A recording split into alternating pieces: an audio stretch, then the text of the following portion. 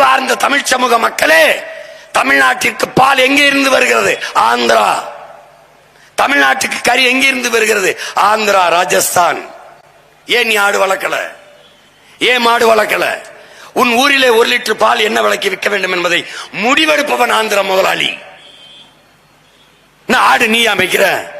நாம் வணங்குகிற கிருஷ்ண பரமாத்மா அவன் சொல்ற நம்முடைய மாயோன், நம்முடைய இறைவன் திருமால் மேய்ச்சது ஆடு, இறைமகன் இயேசு மேய்ச்சது ஆடு மாடு, நபிகள் நாயகம் ஸல்லல்லாஹு அலைஹி வஸல்லம் மேய்ச்சது ஆடு மாடு. அவர்களை விட நீ இவன் ஆடு மாடு மேய்க்க அவமானம் நினைக்கிறது? நீ மேய்க்காத போ.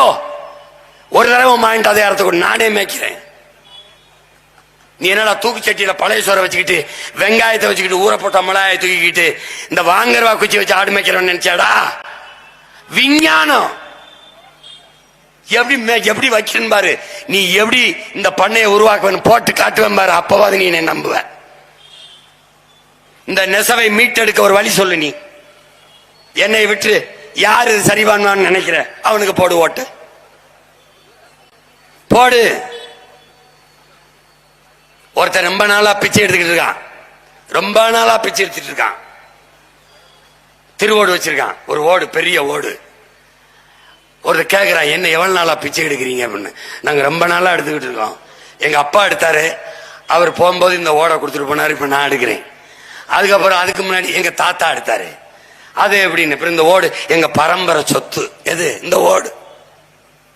இந்த ஓடு என் பரம்பரை சொத்து. அப்படியா அப்படின்னு ஒரு ஞானி, ஒரு பெரிய ஞானி அவர்கிட்ட வந்து, எனக்கு ஏதாவது ஒரு நல்லது சொல்லுங்க, ரொம்ப நாளா அப்படி பிச்சை எடுத்துக்கிட்டு இருக்கேன் அப்படின்னா. அப்படியா?